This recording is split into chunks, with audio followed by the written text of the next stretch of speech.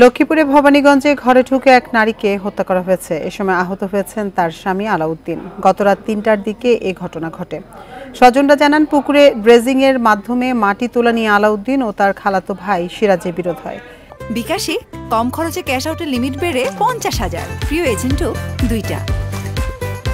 এর জেরে গতরাতে আলাউদ্দিনের ঘরে হামলা চালায় সিরাজ ও তার লোকজন। এক পর্যায়ে ধারালো অস্ত্র দিয়ে আলাউদ্দিন ও তার স্ত্রী জ্যোৎস্না বেগমকে কুপিয়ে আহত করে। পরে স্থানীয়রা তাদের উদ্ধার করে হাসপাতালে নিলে চিকিৎসক জ্যোৎস্না বেগমকে মৃত ঘোষণা করেন। আলাউদ্দিনের অবস্থাও সংকটাপন্ন হওয়ায় তাকে ঢাকা মেডিকেলে ভর্তি করা হয়েছে।